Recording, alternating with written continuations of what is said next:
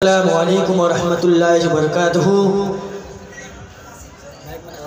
अस्सलाम वरहमतुल्लाहि वबरकातुहू। नहमदुहु व नसल्ली अला रसूलिहिल करीम अम्मा बाद औज़ु बिल्लाहि मिनश शैतानिर रजीम बिस्मिल्लाहिर रहमानिर रहीम। कुल इन कुंतुम तुहिब्बुनल्लाह फत्तबिऊनी युहिब्बुकुमुल्लाह सदक़ल्लाहुल अज़ीम व सदक़ा रसूलुहुन नबियुल मतीनुल हकीमुल करीम व नहनु अला ज़ालिका लमिनश शाहिदीन व शाकिरीन वल्हम्दुलिल्लाहि रब्बिल आलमीन। আলহামদুলিল্লাহ, সমস্ত তারিফ জগতে প্রশংসা আল্লাহ তাবারাকা তাআলার জন্য যে রব্বে করিম আপনাকে আমাকে এই পবিত্র মাহফিলে আসার ও বসার তৌফিক দিয়েছেন। তাই কোরআনের ভাষায় সকলে বলি আলহামদুলিল্লাহি রাব্বিল আলামিন। তারপর পরে নবী পাক সাল্লাল্লাহু তাআলা আলাইহি ওয়াসাল্লামের প্রতি হাজার হাজার বার দুরূদ পাক অবতীর্ণ হোক, সকলে বলি সাল্লাল্লাহু তাআলা আলাইহি ওয়াসাল্লাম। শায়র বলছেন, जो नबी से हो बेगाना उसे दिल से जुदा कर दो, जो नबी से हो बेगाना उसे दिल से जुदा कर दो। मादर प्यार फादर जानो दौलत सब उन पे फिदा कर दो। और शायर बोलছেন, कुछ वक्त गुजरने दो फिर अमेरिका कहेगा, कुछ वक्त गुजरने दो फिर अमेरिका कहेगा, इस्लाम था इस्लाम है इस्लाम रहेगा। सुभान अल्लाह। सुभान ব্রাদারান ইসলাম, আমি কোরআন মাজিদ হইতে আয়াতে কারিমা তেলাওয়াত করেছি। আল্লাহ পাক রব্বুল আলামিন সূরা আল ইমরান আয়াত নম্বর 31 এর মধ্যে বলে, কুল ইন কুনতুম তুহিব্বুনাল্লাহ ফাত্তাবিউনি ইউহিব্বুকুমুল্লাহ। নবী আপনি বলে দিন, যারা আল্লাহর সাথে বন্ধুত্ব রাখতে চায় তারা যেন আপনার সাথে মহব্বত রাখে। ব্রাদারান ইসলাম, তো আসুন আমরা নবী পাক সাল্লাল্লাহু তাআলা আলাইহি ওয়াসাল্লামের সাথে মহব্বত রাখবো। তো রাখবো কেমন করে? আল্লামা ডক্টর ইকবাল বলেছেন যে মুহাম্মদ की मोहब्बत दीन हक की सर से अव्वल है, मोहम्मद की मोहब्बत दीन हक की सर से अव्वल है। गर्व इसी में खामी तो सब कुछ नामुकम्मल है। और की मोहम्मद से वफा तूने तो हम तेरे हैं, की मोहम्मद से वफा तूने तो हम तेरे हैं। ये जहां क्या चीज है ये लो कलम तेरे हैं। ब्रादरान इस्लाम, नबी पाक সাল্লাল্লাহু তাআলা আলাইহি ওয়াসাল্লামের मोहब्बत কিন্তু আপনি একটা কথা আপনার একটা উদাহরণ দিই। যেমন কি একটা গাছ লাগিয়েছেন, একটা গাছ লাগিয়েছেন, গাছ লাগার পরে আপনি খালি এই পাতার উপরে পানি দিয়ে যাচ্ছেন তো গাছটা হবে না? জড়েও দিতে হবে পানি, জড়ে দিতে হবে। তো অনুরূপ ভাবে আপনি নামাজ রোজা হজ যাকাত করছেন, হজ যাকাত আদায় করছেন ঠিকই আছে, কিন্তু দিলের মধ্যে ইশকে মুস্তাফা নাই। তো আপনি যতই নামাজ রোজা করুন আপনার কোনো কাজ আসবে না। কোন শায়ের বলেছিলেন যে मुसीबत से फुर्सत नहीं मिलने वाली, कयामत में राहत नहीं मिलने वाली। अगर दिल में इश्क़ मोहम्मद नहीं तो चल हाथ नमाजों से जन्नत नहीं मिलने वाली। सुभान अल्लाह। सुभान ব্রাদারান ইসলাম, এরকম হতে হবে আমাদের মোহাব্বত। কিছু লোক কিছু এখন ওয়াহাবি দেওবন্দি বক্তা বেরিয়েছে মানুষকে বিভ্রান্ত করার জন্য। কি উদাহরণ দেয় জানেন? যে নবী আমরা যেভাবে দুনিয়াতে এসেছি নবী পাক সাল্লাল্লাহু তাআলা আলাইহি ওয়াসাল্লামও সেইভাবে মায়ের গর্ভ হয়ে দুনিয়া এসেছিল। আরেকটা উদাহরণ যে নবীর বাড়িতে আজরাইল ফেরেশতা এসেছিল, আমাদের বাড়িতে আসবে। কিন্তু আপনি দেখতে পাচ্ছেন বক্তা তো ঠিকই কথা বলছে, কি মনে হয় বক্তা তো ঠিকই কথা বলছে, কিন্তু শুনুন উদাহরণ ঠিক উদ্দেশ্য খারাপ। ব্রাদার ইসলাম ওই যে উদাহরণ দিয়েছে তো উদাহরণ শুনে যান। ব্রাদারান ইসলাম একটা এইভাবে উদাহরণ দিয়ে বর্তমান সময়ে মানুষকে বিভ্রান্ত করছে। আমি বলতে চাই একটাই কথা, আপনি একদিন কি করেছেন? জাহাজে চেপেছেন, জাহাজ বলে তো পানি জাহাজ যাকে বলে, জাহাজে চেপেছে তো আপনি বসে রয়েছেন কোথায়? যেখানে পেশেন্টরা বসে। আরেকজন দেখছেন চলাচ্ছেন, জাহাজকে সাপ্লাই করছেন একজন। তো উনিও তো মানুষ, আমরাও তো মানুষ, পার্থক্য কি? আমি পার হব, উনি আমাদের পার করাবেন। অনুরূপ ভাবে আমরা দুনিয়ায় এসেছি আল্লাহর জান্নাতের জন্য, আল্লাহর জান্নাতে যাওয়ার জন্য। আর মুস্তাফা এসেছে নিজের গুনাহগার উম্মতকে জান্নাতে নিয়ে যাওয়ার জন্য। সুবহানাল্লাহ। সুবহানাল্লাহ। জবাব পেয়ে গেলেন ব্রাদারান ইসলাম। তাহলে বোঝা গেল যে আশা আশা এক নয়। এবার আসুন যাওয়া যাওয়া এক কি না।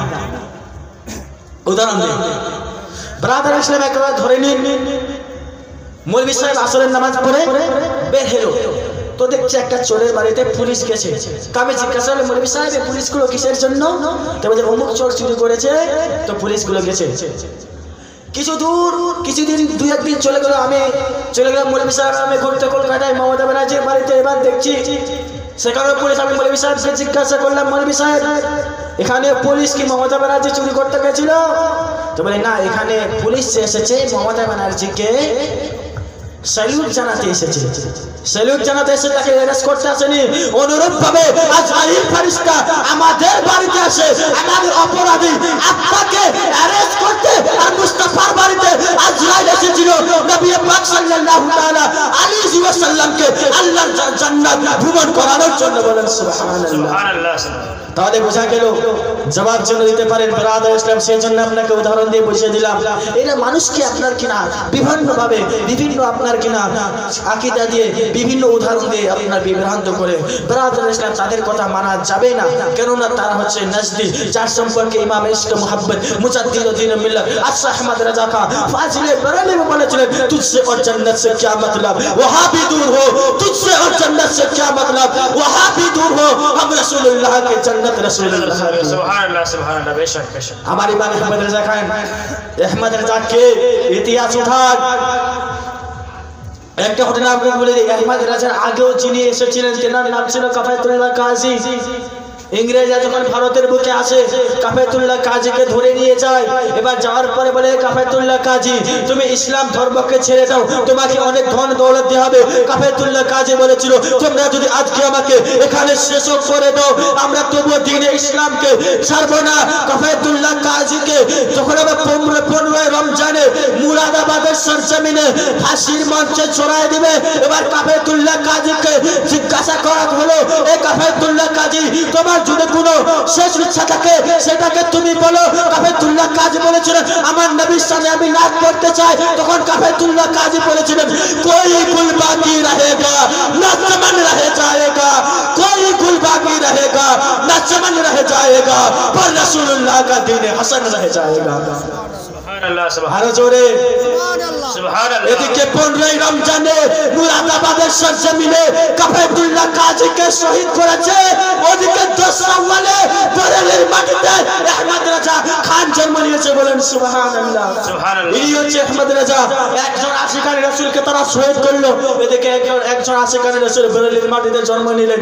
ব্রাদার ইসলাম একজন বাদশা এসে আলা হযরতকে বলেছিল, এ আহমদ রাজা খান তুমি তো নবী পাক সাল্লাল্লাহু তাআলা আলাইহি ওয়াসাল্লামের শানে অনেক কলি রেখেছো, গৌসে আজমের শানে অনেক কলি রেখেছো, অনেক ছন্দ রেখেছো, আমার শানেও কিছু কলি লিখে দাও, আমার শানেও আমার সম্পর্কেও কিছু ছন্দ রেখে দাও, তোমাকে অনেক টাকা দেওয়া হবে। তখন আমার ইমাম আহমদ রাজা খান বলেছিলেন, এ বাদশা তুমি শুনে নাও, একটাই কারণ হচ্ছে তুমি যতই আজকে আমাকে ধনভাণ্ডার দিয়ে দাও, যেই মোহাব্বত যেই দিল যেই মোহাব্বত আপনার নবীর বাজারে বিক্রি হয়ে যেতে পারে, তাকে পুরো দুনিয়ার ধন ভাণ্ডার কিনতে পারে না। বলেন সুবহানাল্লাহ। ব্রাদার্স, ইনি হচ্ছেন আলা হযরত, যিনি নিজের জীবনে 1400 কিতাব লিখেছিলেন। ব্রাদার ইসলাম, আজকে তো এদের যদি লাঠি মারা যায় এদের পেটে 10টা হাদিস বের হবে না, এদের পেটে 10টা হাদিস বের হবে না। কিন্তু আপনারা কিনা স্টেজে উঠে পড়াশোনাও নাই, আবার এইভাবে বাংলা বই পড়ে আপনারা কিনা আপনার স্টেজে ভাষণ দিচ্ছে। কিন্তু আমি বলতে চাই, নবী পাক সাল্লাল্লাহু তাআলা আলাইহি ওয়াসাল্লাম বুখারী শরীফের হাদিস, আর উসমানা ক্বালা রাসূলুল্লাহ সাল্লাল্লাহু তাআলা আলাইহি ওয়াসাল্লাম খায়রুকুম মান তাআল্লামাল কুরআনা ওয়া আল্লামাহু। হযরত উসমান রাদিয়াল্লাহু তাআলা আনহু থেকে হাদিস কানা বর্ণিত, তিনি বলেন নবী পাক সাল্লাল্লাহু তাআলা আলাইহি ওয়াসাল্লাম বলেছেন, তোমাদের মধ্যে হচ্ছে উত্তম ওই ব্যক্তি যে ব্যক্তি নিজে আগে কোরআন শিখলো, তারপরে অপর একজনকে শিখালো। আর দেখবেন সে আবার কোরআনে আয়াতে পড়ার ঢং নিয়ে আবার ভাষণ দিচ্ছে। তাহলে বলেন হাদিসের উল্টা আমল করছে কিনা?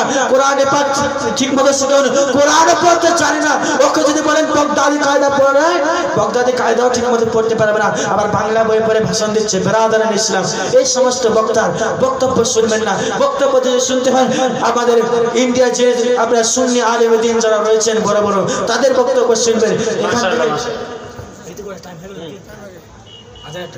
এখান থেকে আমার বক্তব্য করছি। আসসালামু আলাইকুম ওয়া রাহমাতুল্লাহি ওয়া বারাকাতুহু।